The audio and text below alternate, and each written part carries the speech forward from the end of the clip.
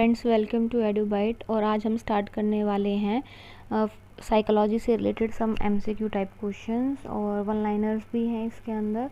और हम यहाँ पे तैयारी कर रहे हैं DSSB स्पेशल एजुकेशन टीचर्स के लिए। तो चलते हैं हमारे पहले क्वेश्चन पे। In terms of helping solve an important social problem such as discrimination, the branch of psychology which is most suitable is.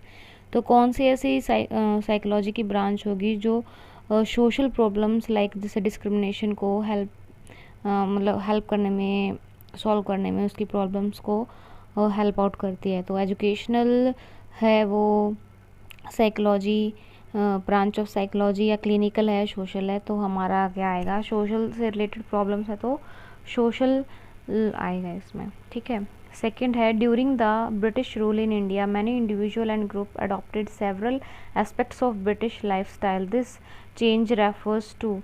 तो ये जो चेंज आया है मतलब उनके कल्चर से इफेक्टेड होके हमारी लाइफस्टाइल में जो क्या आए हैं, चेंजेस आए हैं, तो उसको हम क्या बोलते हैं, अकल्ट्रेशन। ठीक है। Third, refers to cultural and psychological changes resulting from contact with other culture. तो वही बात हो गई। तो कल्ट्रेशन का मतलब क्या होता है, कल्चरल और साइकोलॉजिकल चेंजेस आते हैं किसके रिजल्ट में, जब हम दूसरे के कल्चर के कांटेक्ट में आते हैं तो हमारे कल्चरल और साइकोलॉजिकल बिहेवियर में जो चेंजेस आते हैं वो कल्ट्रेशन कहलाता है। फोर्थ है, when we go to a matinee show, on entering the theatre we find it difficult to see things around. However, after spending about 15 to 20 minutes there, we are able to see almost everything. What is this phenomena called?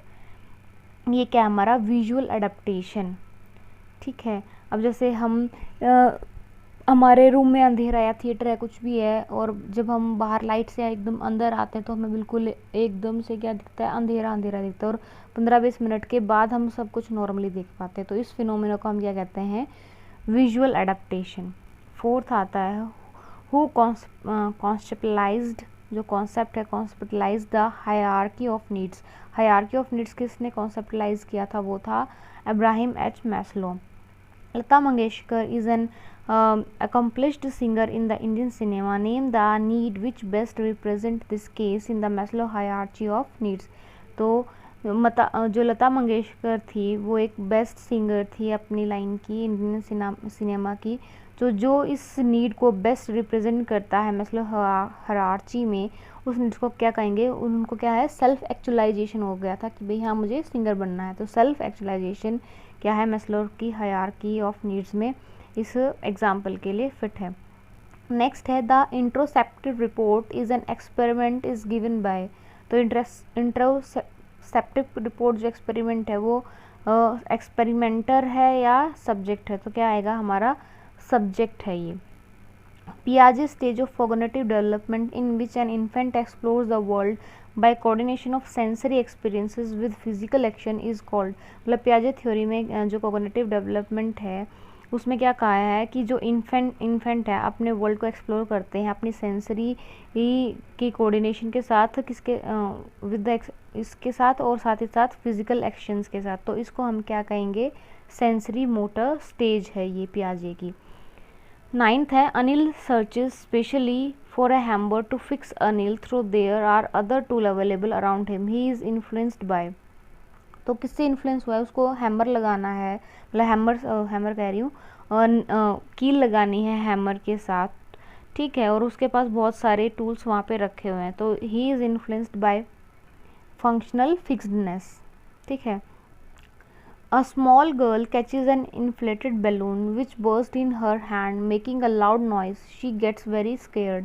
एकदम से उसके हाथ में जो फुला हुआ गुब्बारा था वो फूट गया। The next time she is made to hold a balloon, the fear responses returns. Name the kind of learning involved. मतलब अगर वो दोबारा से बलून देखती है और वो हाथ में लेती है तो उसका डर वही आ जाएगा, कहीं ये फिर से फट ना जाए, और वो एकदम से डर जाएगी। तो ये क्या है, हमारी SS लर्निंग है। In the experiment on forgetting, when the subject is asked to recall words from list, she can recall words from the list. From the list. Number 1, he or she can recall word from the list. Second, identify the kind of interference. तो ये हमारा क्या है, proactive या forward moving. The variable on which the effect of independent variable is observed is called dependent variable. ठीक है, एक ऐसा वेरिएबल जो इंडिपेंडेंट वेरिएबल पे डिपेंड रहता है, इफेक्ट है जो, क्या है हमारा डिपेंडेंट वेरिएबल आएगा। Artist mostly use dash to create an impression of depth on a flat surface, तो वो क्या है हमारा monocular cues artist mostly use करते हैं। ठीक है, 14th है हमारा stands for a relatively permanent change in a behaviour tendency which occurs as a result of reinforce practice, मतलब हमारे बिहेवियर में परमानेंट चेंज आ गया है रिनफोर्स के अकर की वजह से, उसका जो रिजल्ट है तो वो क्या कहलाएगी, हमारी लर्निंग कहलाएगी। सिलरी मसल्स हमारे हेल्प करते हैं flattens the lens to focus the distance object, कि हम डिस्टेंस ऑब्जेक्ट को बिल्कुल फोकस से देख सकें, तो उसको फ्लैटन करने में कौन हेल्प करती है, हमारी ciliary muscles. Thinking is the base of all cognitive activities. 17 is stimulus existence of multiple wishes and needs characterize, ये क्या हमारे कन्फ्लिक्ट्स हैं। 18 आ जाता है name the 6 universal emotion proposed by Darwin, तो डार्विन के द्वारा कौन कौन से यूनिवर्सल इमोशंस हैं, joy, fear, anger, disgust, sadness and surprise. Anxiety is a condition that an individual develops in case of failure to adopt an appropriate ego defence. ठीक है, question 20 है हमारा psychoneuroimmunology focus on the link between the mind, the brain and the immune system. ठीक है, because psycho से related तो क्या हो गया माइंड, न्यूरोमोनोलॉजी न्यूरो से हो गया ब्रेन, इम्यूनोलॉजी इम्यून से हो गया हमारा इम्यून सिस्टम, तो ये नाम में ही छुपा हुआ है ये। बिहेवियर आर रिस्पॉन्सेज और रिएक्शंस वी मेक और activates we engage in.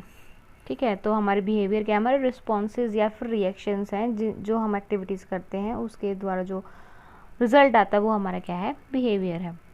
Next, what is cognition. Cognition क्या है, the process of knowing, it involves, इसमें क्या क्या इन्वॉल्व है, thinking, problem solving and a host of other mental processes, जिसके द्वारा our knowledge of the world develops, मतलब world के लिए नॉलेज डेवलप होती है, making us able to deal with the environment in specific way, ताकि हम एनवायरनमेंट के साथ किसी एक स्पेसिफिक वे में हम उसके साथ डील कर सकें।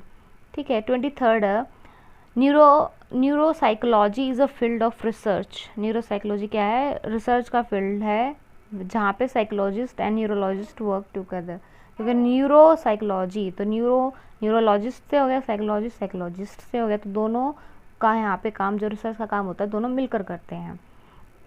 24 है सोशल जो साइकोलॉजी है, social psychology explores how people are affect by their social environment, जो बंदे हैं ये पीपल हैं अपने सोशल एनवायरनमेंट से कैसे अफेक्ट होते हैं, कैसे सोचते हैं और दूसरों को कैसे प्रभावित करते हैं, तो ये क्या आ जाता है, सोशल साइकोलॉजी के अंडर आ जाता है हमारे।